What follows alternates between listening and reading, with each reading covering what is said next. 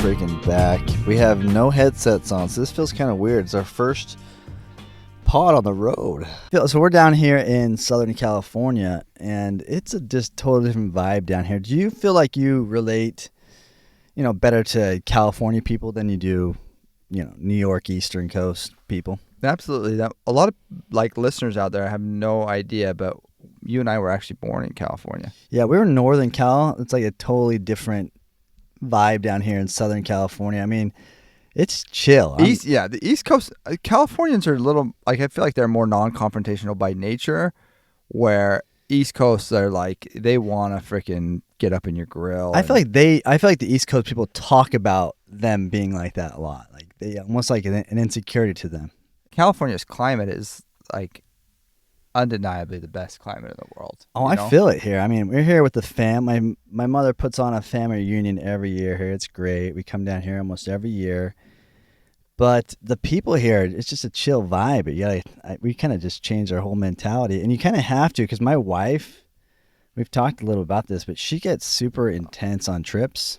And so I have to be extra chill, almost act cooler than I am, because I know she's ready to lose it at all times, because this is not when you're on the beach, when you have 4 kids, it's not a vacation. You are county heads. You're keeping people alive.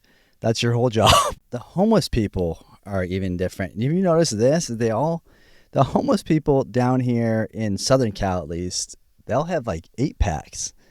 And they ride those bikes around all day long. I mean, it's quite the life they have. They wake up 6 a.m., just start riding up and down these boardwalks, and eventually just kind of pass out in the sand and get up the next morning and do it again.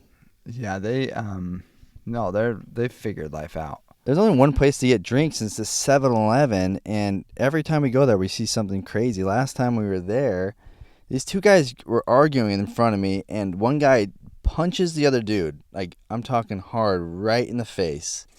And then the guy turned around, and they just stayed in the same line together, and then he just purchases gum and cigarettes, and then they went about the day.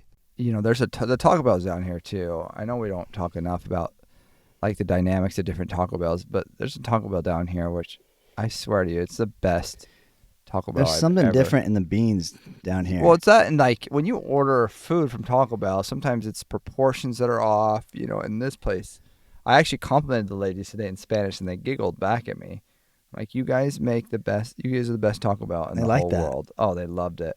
People like compliments. Yeah, people like compliments, but I mean that, and I was sincere, and I also think I'm the most qualified to give that assessment at a Taco Bell. Yeah, I think visited the most worldwide. I've been to a Taco Bell in frickin' New Zealand. That's how well-traveled I am. You've really caught people are obsessed with the Baja Blast, and I don't really understand it, but people love it. Well, I quit Mountain Dew and then tried to get on Diet Mountain Dew like you did, and I just hated it so much. But then trying to get back to regular Mountain Dew, it's too sugary. But Baja Blast was the perfect combo, because okay, I eat at Taco Bell probably once a month, and so I can get a Baja Blast and not feel like I'm getting back into the sugar soda. And now that it's it's available. You can get, and it's a problem. Yeah, I think you're just in your element down here. There's more Latinos down here, and that's kind of you fit in better with all the, they got the freaking Chavez tattoos across their backs going, and then over their stomachs you got Hernandez or something, Yeah. You feel more comfortable with people like that. Yeah, I definitely do. I feel more at home. When you speak Spanish to somebody down here, they really appreciate it, because there's not a lot of, our kind, speaking a lot of Spanish. Mm-hmm. You're not gonna get down to that level. This is a funny trip, because we are growing every year. There's new grandkids every year. We only have a couple rooms, so we just pack them full. And my room currently we have all my kids, and one of Rose's friends slept over, and we're all in this one little room. And then my son, Sonny, who's 7 months old, is sleeping in the bathroom, but you don't want to wake him up. So what I've done is because in the middle of the night, I have to go to the bathroom. So it might sound weird, but I set a cup up by my bed. Yeah. because I can't wake this kid up in the middle of the night. He'll wake up all my other kids. So that's the type of vacation This we're is a on Zach thing sometimes. to do though, and I've vowed never to do it because one time we were driving home from Lake Powell, and I'm freaking thirsty, and I reach over to get my slice because I'd gotten a slice at the gas station, and I get the slice and I go to drink it, and it's freaking got this really really basic nasty taste. And I realized that was actually Zach because Zach had peed in that cup. Well, we grew up like you do not pull over, you go in a cup, and it's kind of become just kind of a That's funny not thing. true. That's not It's kind true. of become a funny thing Yeah, that Zach, as you could tell. I just fill up random cups full and see who drinks them. Zach, as you can tell, And you're a sucker for it every time. but I don't. When I was in a similar situation with my baby in the bathroom, and I would walk to the clubhouse, which is next door, just go to the bathroom there because it felt like a way more normal thing to do.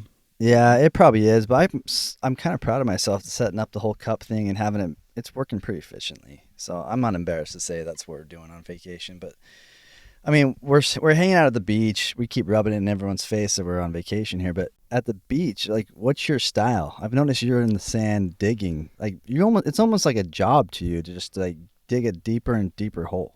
Well, you have like two choices. You can either converse with people, that that's fine. That's more Zach's thing, right? He wants to walk a mile in your moccasins, and I'm a little more condescending, right? I feel like, hey, I've tried your moccasins on, they suck. I really I'd like rather my moccasins. dig a hole into the oblivion. Today, for example, I create this freaking Princess Peach castle. It's a beautiful replica, and all of a sudden, like all the kids, did you notice all the kids immediately flocked to the sand? They were all just asking you for money. No, I'm or not denying that you have like food a or whole, you iPads. have a whole Pied Piper thing going on down there on the beach. But Alex, we were sitting at the beach today, not to keep bragging about our sweet vacation where we pee in cups, but we're sitting at the beach and he's looking at my nose. He's like, "Hey, you have something on your nose." I'm like, "Oh, it's probably sunscreen or something." And so I'm like trying to rub it off. He's like, "No, it's still there," as I'm rubbing it off. And he's eventually just like, "Oh, that's just what your nose looks like." I didn't know I had such a weird looking nose, but I broke it one time and I had to move it back into place, and Liz hates my nose now because it is kind of crooked. But at this age, a crooked nose doesn't really matter. I sunburned the crap out of I sunburned the crap out of my face on the first day, and it really hurts. My lips even hurt. And I'm dumb enough to like tell my wife, like, I didn't wear any sunscreen. Like, subconsciously, it's almost like I need this nagging from her to like, why did I even tell her? It did me nothing, but I still do it over and over. I keep telling her these things that she doesn't need to know, and I know she's gonna like give me crap for. It's this weird thing. If you're not married, you don't know, but if you are, self-destruction. How did you marry the most inhuman, inhospitable? Liz just this morning was brushing her teeth. She does this every morning. It drives me crazy. But she'll be brushing her teeth, and the back of the toothbrush will hit her, whatever that ball is in the back of her throat. I don't know. We haven't determined what that is, but she'll gag. And it's every morning. Like, she doesn't fully brush her teeth unless she's gagged herself with this toothbrush. How did you marry the most inhuman, inhospitable? And it's just one of those things. Hag that could exist. Sorry, Liz. I know you listened, and I mean every word of it. Like, she's just like throwing up, gag. No, she doesn't throw up. It just has to hit the back. I don't know if it's an OCD thing, but that's like a morning routine thing she's been doing for the whole time we've been married. I don't know. I think that in of itself, you get that in front of a judge, you get in full custody. Does Kelsey have any morning routines that you've noticed throughout the years that you might like, or ones that you just don't? No, there's always like a battle as to see, like, cause we'll have a kid wake up, and our kids don't wake up super early, but every once in a while one does, and it's like a battle to see who's can pretend to be more asleep, right? We both know the other person hears. We're both awake, but to like actually take care of the kid, it's like a test of wills. And luckily, right now my youngest is waking up, and he usually prefers Kelsey in the morning, so it's like I can just pretend to be asleep as he likes to slam, like he'll knock hard on his door, like because we have like one of those little lock things on it, so we don't want him bugging us in the middle of the night. I do or that. if there's an emergency or anything. I think I've mastered the acting of like, she'll be Zach, wake up, go help with this, and I'm like, even though I know I've already been awake, Yeah. but I just don't want to do it. Yeah. So I act like I'm just way out of it, and she just has to do it herself. Well, they don't understand what it's like to put freaking food on the table. We got a big day ahead of us. No, that's literally what Liz does, though. She puts the food on the table. Oh, man. Dude, I figured out what I'm going to get you for Christmas this year. Okay. Have you heard of this friend.com that's going around? No. Enlighten me. Well, you can pre-order this thing. It's literally called, you go to friend.com, you pre-order it. This device goes around your neck, and you say you go jogging, you just sit there and you just, complain, say whatever you want. It's almost like your little therapist, and it just listens, it gathers your words, not your thoughts. We're not quite there with thoughts. It's probably a good thing. But it gathers your words, and then it analyzes the best response. So like you're sitting there complaining about something, probably about Kelsey, and it'll send you a text and say, hey, at least we're outside. You're like a team. And so it just kind of analyzes everything. And it's your little buddy. It's a friend. Yeah, but it sounds like if something's going to, like, I don't like when somebody flips the positive, like tries to positive sidetrack me, right? Yeah. Like, hey, like the other day, and we get here, and the first thing I do is, back up into a car. And That's true. Well, that's not, a little like preface of that is me and Alex share a truck. We own it together. Yes. Yeah. And he decided to back it into something. And then he's like, oh, it's all good. Yeah, it's all good. Well, I'll just send you a Venmo request for the fix bill, but no, and you tried to do this with me. You're like, hey, it could be worse. You could be married to friggin' Liz. And I'm like, you can't do this stuff. This stuff doesn't work on me. Okay, when I want to be down, down. Sometimes I just want to be a little negative. Yeah, and I don't really know if I want something around my neck, hearing the things because. Dude, when I get alone and I just, for some reason, I just cut loose vocally. Yeah. Like, it's verbal. It's out there. And so if I had this thing around my neck, like, hey, you should probably take it easy. No. Hey, chill out, Zach. Yeah. Yeah. No, Which we have enough. It's probably what I need to hear, but it's not what I want to hear. We have enough, video and audio evidence of just us being bad people out there. Yeah, so all I need is this thing to Speaking of that, though, I'd like to just clear the air from last week because I feel like it created a little bit of controversy. Oh, from the I need to denounce. Yeah, I got to denounce Hitler. I for sure denounce Hitler. I denounce. If you didn't catch the last pod, we talked about a hypothetical where if you go back and kill Hitler, if you could. Alex had it. He didn't necessarily say no. Listen, the root of my argument was if Hitler didn't come along, it could have gotten weird, or it could have gotten worse down the road. Listen, if I have a sniper rifle and he's about to deliver his first address to the German people right before he got popular, I'm pulling the trigger. Okay, so let's make that clear. I made a mistake and I was wrong. I just wanted to apologize. Don't cancel I thought me your in the take future. was super interesting. I'm proud of you for saying it. So if you want to go back, listener, and listen to it, go for it. This is Alex a week later. But dude, sobered up. That'll. I tried to stop you. That'll lead us right into our, what happened this day in history. So back in 1520, we're going all the way back to 1520s. Okay. A lot of stuff happening around that time. Mainly, these freaking conquistadors are kind of going crazy. So I'm going to delve into the life of Hernan Cortez. You've heard of him? I have heard of the butcher. Yes. Cortez. Very interesting reputation. Dude gets to Cuba and spends some time there and kind of takes off with about 500 men and heads over to Mexico. Lands in, about Veracruz area. So Veracruz essentially was... dominated by Hernan Cortez and these Spanish. And so he kind of works his way in. At the time, the Aztecs were running, they were kind of the main force in Mexico at this time. Aztecs, actually, give a little back. You know a lot about these Aztecs. Yeah, so Aztecs how they come into power a little bit and who were they dealing with? Because that was a big thing too. These Spanish is they would go and the Aztecs was their biggest rival they needed to take over. So they would talk to these other indigenous people who hated the Aztecs, and they'd team up with them and then attack the Aztecs that way. Well, the ancient America is really interesting because it wasn't divided and united, right? Like Europe and these other areas where you had, I mean, it was very tribal, except in these cases with these empires that would come up, like the Olmecs, the Incas, the Mayans, and then at this point the Aztecs, right? And this is some tribes from northern Mexico that get strong enough and start to unite and build basically an empire that expands throughout almost all of Mexico eventually. Now they end up journeying south and sorry, that was a bad burp at the bad time.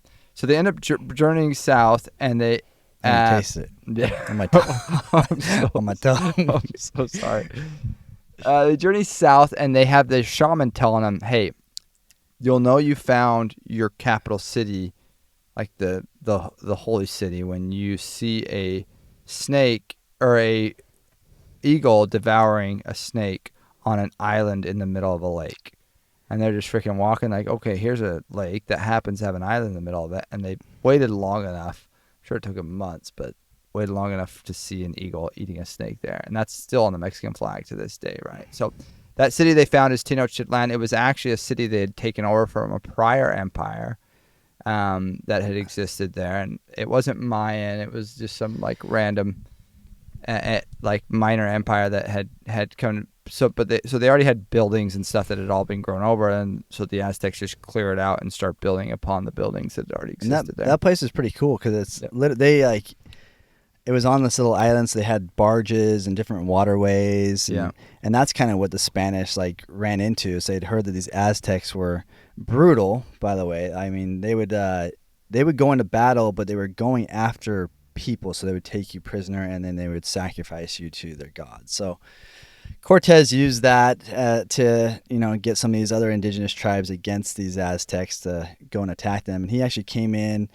Moctezuma was running the Aztecs at that time, and they take him prisoner and kind of take over for a minute. And he kind of worshipped. I mean, he saw these Europeans as gods. So Moctezuma is heavily criticized for kind of just catering to him. Yeah. When his people had kind of figured out real quickly, no, these guys are going to try and freaking mess with us. And his son, Cuauhtemoc, was like, no, Dad, screw this guys. Like, these dudes suck. Yeah, so the Spanish, they ran it for a little bit. And then the Aztecs, eventually they're like, hey, we're done with the Spanish. And they actually kicked the Spanish out. So Cortez, they have to retreat over these waterways. And if you don't know, Mexico City right now, if you picture it, it's not on a lake anymore. So the lake has since just been drained, evaporated, so now it's just in a big valley.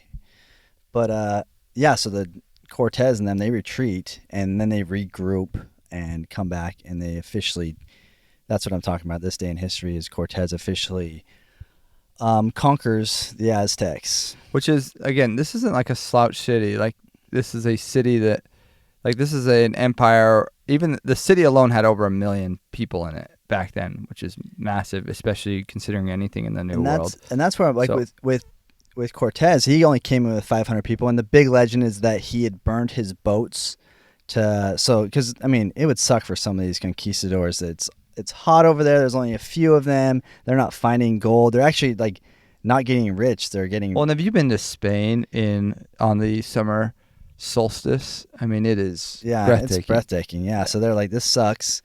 So he burned the boats, so they couldn't retreat, and they had to just kind of go full force against, taking over these Aztecs. But that's the big thing, is they only have 500 people, but they get all these other indigenous tribes to go help attack. Well, and Cortez had the luck of introducing the Aztecs to European diseases. Many diseases. Yeah, and so over half the population was wiped out. And I think a lot of people look at it like, hey, the Spanish sent Cortez. Cortez was kind of, they didn't really support him. He was actually had to go back and forth from Tenochtitlan to fight and kind of squash some of these Spanish that are coming over to stop him from doing that.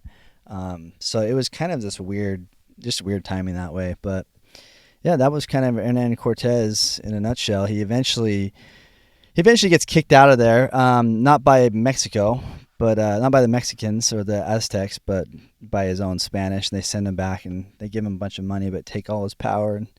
But there's a lot of really interesting stories during Cortez's time. He had met this kind of indigenous girl that knew all the languages. They call her La Malinche, and she became like a really big part of just them like dealing with. So he brought her to the Aztecs at Tenochtitlan to like talk to them and negotiate. She eventually has his child and a couple other Spanish people's children, but she's known in Mexico as like the biggest trader of all time. Yeah. So I I just picture a lot of people that I hate as La Malinche. You know? yeah. Which I actually don't think. I mean, I'm sure she was. I don't think she was malicious. I think she was just kind of like dealing with some things. And this is where people bug me: is you automatically err on the side of the indigenous, which in this case, rightfully so. I'm not gonna like take another hot take, but these people were brutal to each other. Right? This isn't one happy people. This is hundreds of groups of people that when they conquered each other, there was no humanity. This was you are killing babies, you are killing women, you are wiping out as many people as you can. Like, they were extremely barbaric and terrible to each other. So if she had any family that was disliked, or if she'd have a million reasons to hate the Aztecs. The Aztecs. Oh yeah. Yeah, and you think about it, if I'm a local indigenous person and I see the Spanish show up, and I've been dealing with these Aztecs who are taking family members and just beheading them for their gods. And I'm like, hey, I either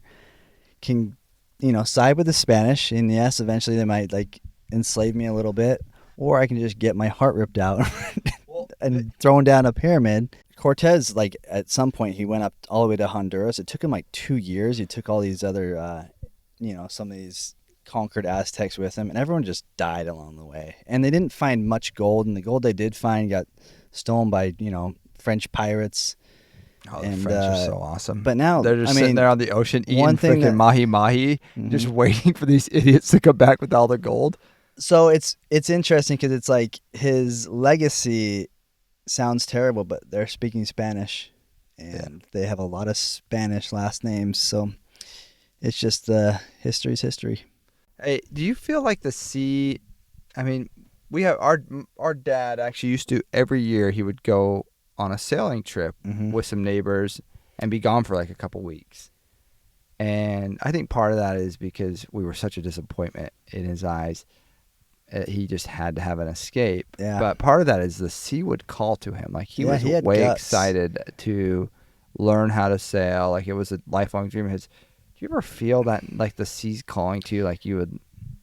Yeah, because I picture this. We have some Irish roots in us, and for some reason I don't know exactly the town we were from, but I have a feeling it wasn't on the sea. No, because I don't feel kind of like a seafarer at all. Well, in the Irish, I mean, I think even the ones they eventually left, but that's because they literally ran out of food, and then they're just like, hey, because other than that, they just took it from, the Vikings first and then the English. I struggle fishing just when I can, stand on solid ground. Yeah. But no, that's something I do. I kind of romanticize a lot. So I follow these guys on Instagram. This one dude just sails alone all over like the Caribbean islands, but then he just made it over across the Atlantic to England by himself. And he posts stuff on Instagram as he went. I think he maybe did it after. He just do one video a day. In my head, I'm like, I should do something like that. But then there's no way I could do anything like that. Well, I think physically and, emotionally, I think you could handle it. I think where it would be... I don't know. I might go crazy. I'd have a lot of Wilsons. I'd buy like 100 balls. I'd do faces. I'd do Liz's face. I'd do your face out there. And we'd be doing a pod out there, me and the Wilson version of you. I don't think it'd be a lot different than this pod. I think it would be. He would have like a lot more, a lot better takes on like. Well, depending on the ball you got, he'd probably be a lot less racist. Yeah, for sure. That I've showed that I've been on. But here. I definitely romanticize about the sea. I mean, who doesn't? The place it's unforgiving. It's relentless. It's beautiful. See, and I don't.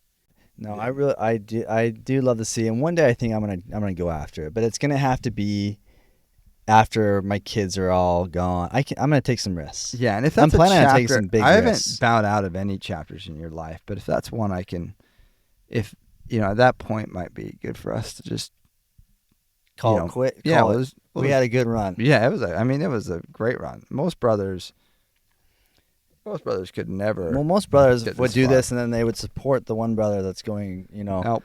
on his next endeavor in life, a new chapter in life. No, because if supporting's like that means I've got to like tune into your your day 27. Yeah, like your podcast with my rival, the frickin' volleyball, Alex Wilson. He's gonna listen much more. Yeah. No, if you can, that's when I want you to buy that friend.com. Oh, for necklace, sure. Because at that point, you're gonna need a lot of company when you get back. Dude, you're going to New Zealand soon, aren't you? So we're gonna go in October, but it's a secret, So So your tell my kids, Hopefully they don't hear this pod, but I know they're listening. if they hear this next if thing, I say I'm gonna anything, tell you. they always tell me not to be inappropriate, so I'm gonna start saying super sexy, scandalous words. That they'll for sure stop. That's gonna segue just perfect for what I'm about to tell you. Is this lady's over in New Zealand, and she's walking on the beach, and she sees this body, kind of like drunk out in the sun, naked, and it's headless. So she calls the cops. She thinks they found some big murder scene. Cops show up and rope it off or do whatever, and turns out it was just a very, very realistic looking sex doll that was just sitting there washed up on the beach. So someone murdered a sex doll over in New Zealand. So just be careful. And that's whoever ordered that too. Can you imagine? You pay for shipping. You're super excited to meet your soulmate. Yeah. And instead you get embarrassed by the local PD when they're like, "Hey, we found her." They were probably trying to team her up with the friend.com device over the neck, and it was a bummer. So. Yeah, it's a bummer. I hate nothing's worse than when you like buy something overseas and and it happens to end up just really embarrassing you that way. That's why I'm always shipping it to my neighbor's house, and then just trying to time it right. But he always takes it. Yeah, he does. That neighbor, dude. What shows are you watching these days? Dude, I need to kick the anime. I got a lot of grief for recommending what I recommended last week. So, but you're watching more anime. I'm watching more anime. My kids and I watched this. It's a slippery slope, but we watched this show on Netflix called Delicious in Dungeons. And it's kind of an awesome show to watch with kids. But weird thing is it like shows TV MA and for like violence and nudity, but I like watched the first couple episodes because I got recommended this from a buddy, and I'm like, there's nothing in here. Like I swear word every once in a while, and so I end up watching both seasons with my boys, and there was nothing like that in it, but it's pretty funny. Like it's very good, like little dumb anime show, but you'd hate it. Yeah. When I was listening to this, I hate it, so I don't even know why I'm speaking. So you're recommending? You're saying you're watching. I only asked you if you're watching it. So but you are going down a pretty good rabbit hole of anime, dude. I don't know. Maybe it's like something psychological with how, like, I'm looking at my life. I just want to. You want to? It's escapism for you. It's very much escapism for you. Yeah. What are you watching, dude? I'm watching Presumed Innocent. It's on Apple, and Apple TV. It's 1 in every 50 hit, really. Mm-hmm. Like, I'm not a big Apple TV guy at all. I don't like first of all, I don't like the platform. Like, it's super, like, compared to Netflix, like, it's just not crisp and fast. Everything feels a little slow.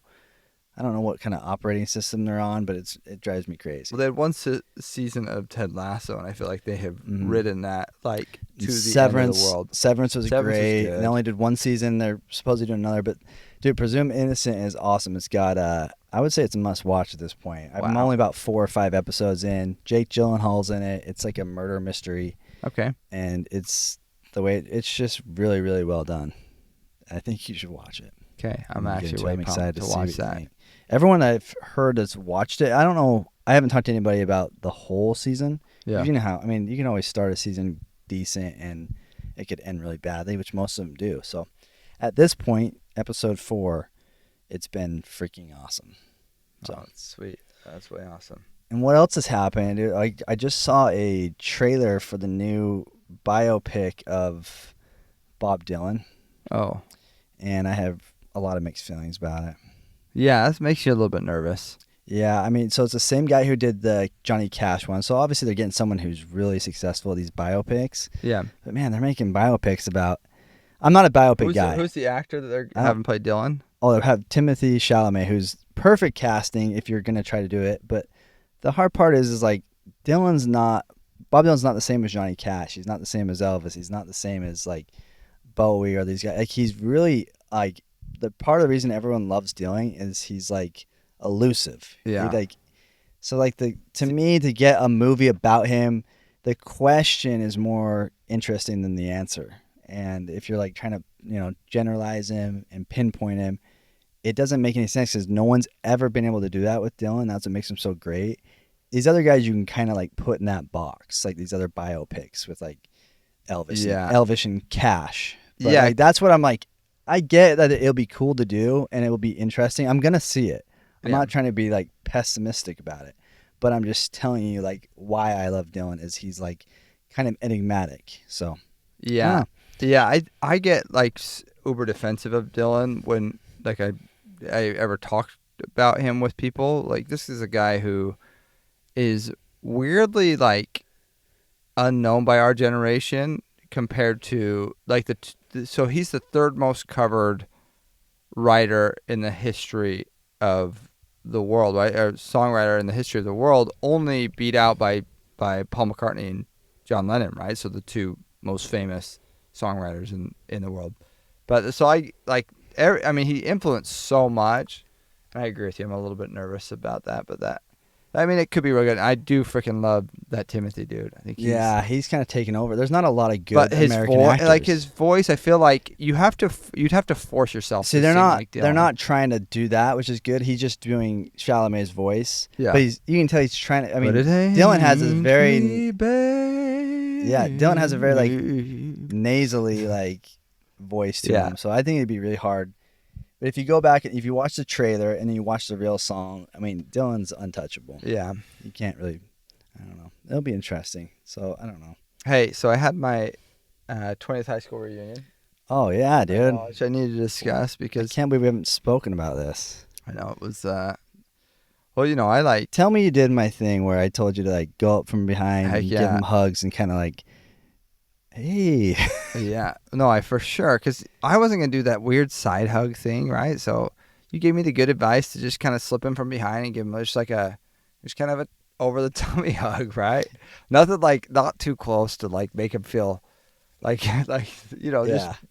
I wanted to be, and yeah, no, it was a big hit. People were talking about Because this is why you're getting all trimmed up. This is like your grand finale, like, It is. right? Well, this is people talk a lot about the first impression, like you only get one chance to make a first impression, but these people are dropping like flies, right? Yeah. Like, So this is your. this is my last impression. This is the last Like, this is impression. them being like, oh, dude, There's not a 30-year reunion. You got to nail the 20. like I was probably wrong about him. Like, Uh-huh. he seems like he has it all together. So They you have feel no like- idea. You feel like you did a good enough job to put Yeah. them in their place. Oh, I like, mic dropped. Yeah, at the end of the Really? night, I was like, you know what? Yeah, I this love is hearing that.